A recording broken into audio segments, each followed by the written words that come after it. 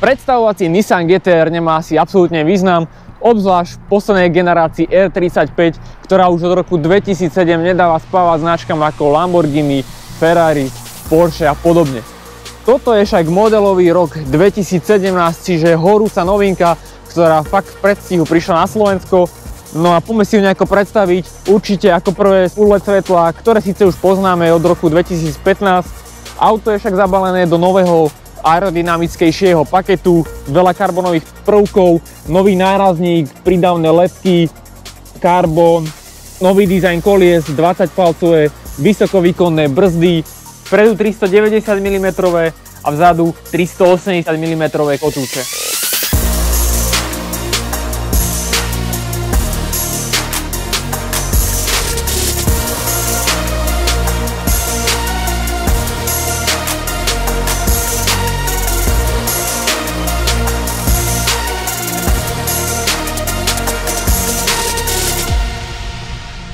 Vzadu zaujme opäť nárazník, ktorý si prezal nejaké tie veci z verzie Nismo, plus výfuky napríklad, ktoré sú o čosi väčšie, auto je o čosi hlučnejšie a plus zaujímavosť, štandardne sú to titanové výfuky, celkovo to potrubie aj z vody, čiže napríklad už iba na tých výfukoch sa čosi ušetrilo, čo sa týka hmotnosti, keďže táto generácia alebo tento facelift je o 70 kg ľahší.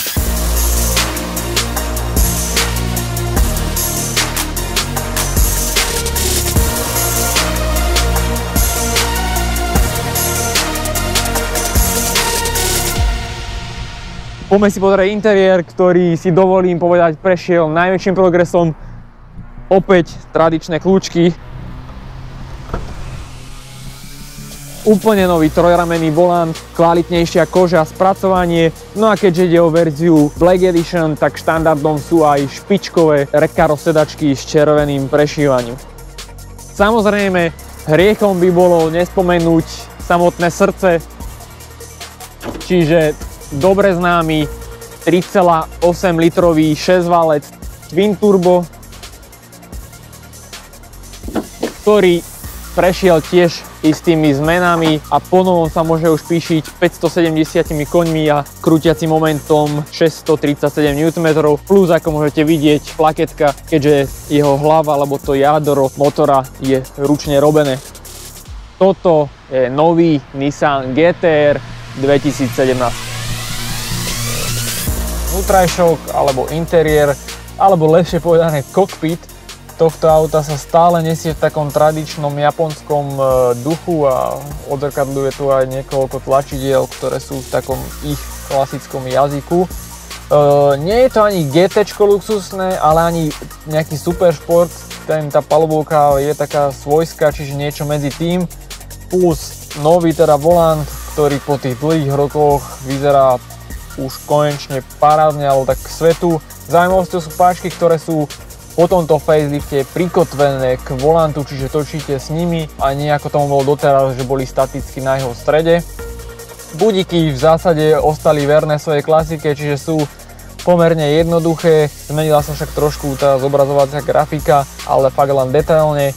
Nový je však stredový tunel, ktorý prešiel opäť veľkou zmenou, nová dotyková obrazovka väčšia, výduchy klimatizácie, panel klímy, no a samozrejme povestné tlačidlá, ktorými si nastavujete režimy tohto auta, čiže nastavenie prevodovky, nastavenie tlmičov alebo toho podvozka a plus nastavenie to, akú porciu ktoré koleso dostane, respektíve o to prerozdeľovanie sily v závislosti od toho, v akých podmienkach toto auto budete používať, čiže také komplexné nastavenie každého toho smeru osobitne.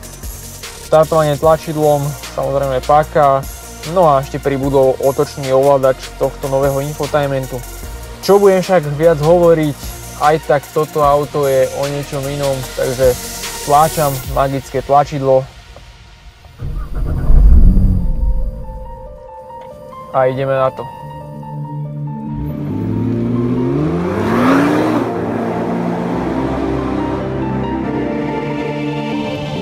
Ako asi tušíte, testovať takéto auto v meste nemá vôbec význam.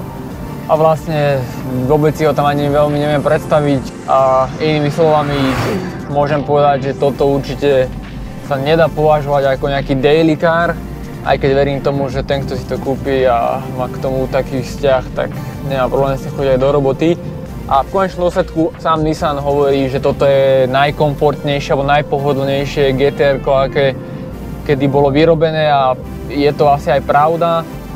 Celkovo už aj ten interiér napovedá, že to auto je citeľne pohodlnejšie alebo také komfortnejšie, aj čosi luxusnejšie. Aj ten podvozok je medzičasom trošku tak skomfortnel.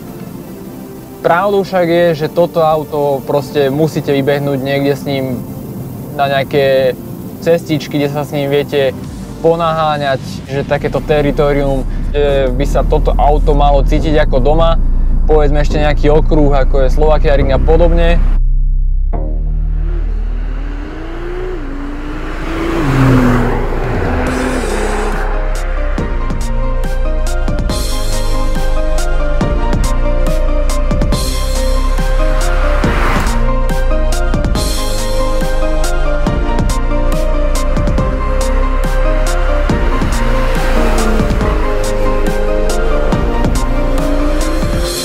Ako prvé, keď naštartujete toto auto a robíte pár kilometrov, tak čo vás doslova až vyrazí dých.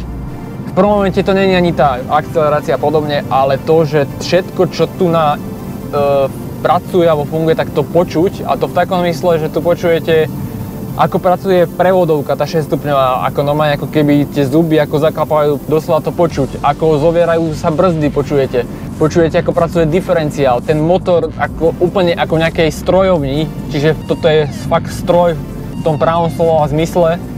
Celkovo to riadenie je citeľne tuhé alebo tuhšie, to je jedno, aký máte režim, to tu na ten volant prakticky ani nemôžete nedržať dvoma rukami, lebo to sa nedá, to je, stále to vyžaduje to auto vašu pozornosť a nejaký zásah z vašej strany. No a v skratke, nejdem to nejako obšírne všetko hovoriť, nájdete to určite v článku, v popise tohto videa, aby to zase toto video nebolo nejaký dokumentárny film. Čiže 570 koní, 637 Nm, 6-stupňová dvojspojková prevodovka, no a displej, celkovo ten infotainment, ktorý je dobre známy, že v tom Nissane urobili ako PlayStation alebo nejaké Gran Turismo, že tu máte milión vecí, ktoré si môžete pozrieť a parametrov momentálnych o aute, čo sa týka oleja, turba, preťaženia. Mám tu teraz napríklad zapnuté, ako používam brzdový alebo plynový pedál, že do akej miery ho stláčam.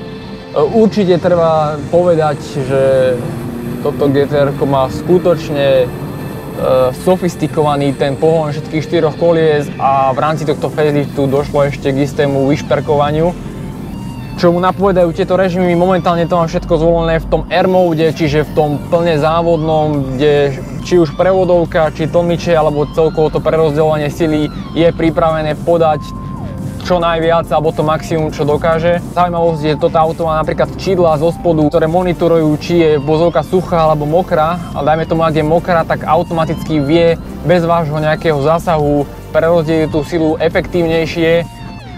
A vtedy napríklad to je jeden z tých momentov, kedy posiela 50% z tej sily na prednú nápravu, 25% v prospech obe kolesa. Čiže vtedy je to taká kvázi vyrovnaná štvorkolka. V opačnom prípade však väčšinová pozornosť tej sily ide na zadnú nápravu, kde sa sila prerozdeľuje tiež v závislosti od toho, či máte nedotáčavý, pretáčavý šmík, v akých podmienkach jazdíte a samozrejme opäť v tých režimoch. Čiže viete aj na jedno koleso preniesť niekedy až 60% celkovej sily. No a teraz všetko má nastavené v tých ultimátnych nastaveniach, to nazvem. A ako som vravel, síce to auto trochu tak sa utúnilo a skomfortnelo, ten jeho pravý temperament zistíte alebo nájdete až na takomto kopčeku. Napríklad mám zaradenú 6, no a potom začnete si podraďovať do 5, do 4, do 3, do 2, do 1.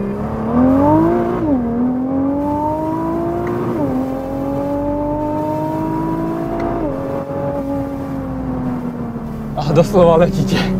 To je neuveriteľné. Ja neviem, toto sa slovami nedá ani opísať.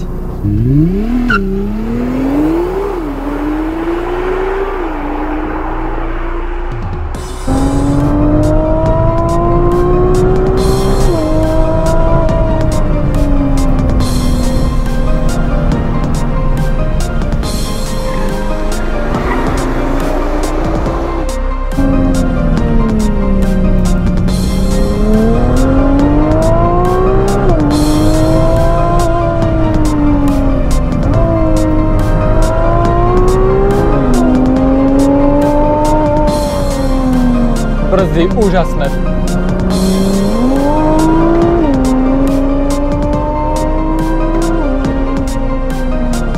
Ty kokos.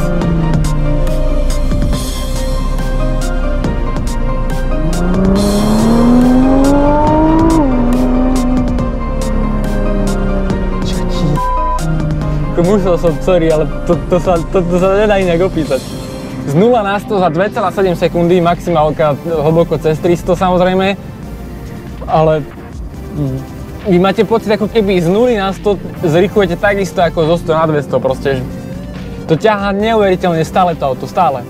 A ešte je to z takého psychologického hľadiska, ten tachometer alebo rýchlomer je ciachovaný zo spodu, respektíve dokonca sa ešte vracia dole tá ručička.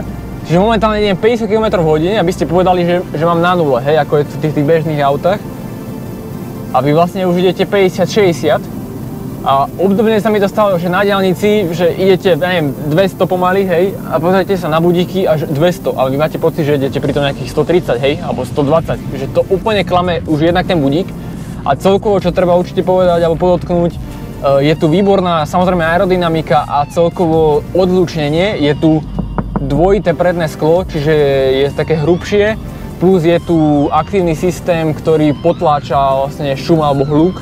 Čiže vy aj keď idete napríklad povedzme tých 200 km/h, vy sa reálne viete rozprávať v tom aute a nemusíte po sebe kričať.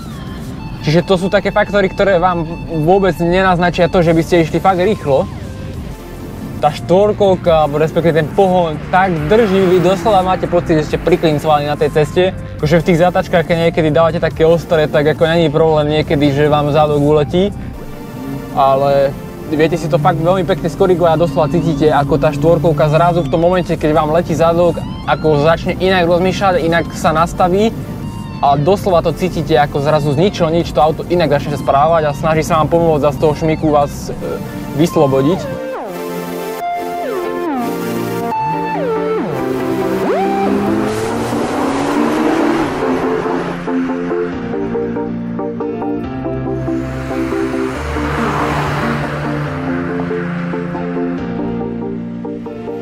To je neskutočné.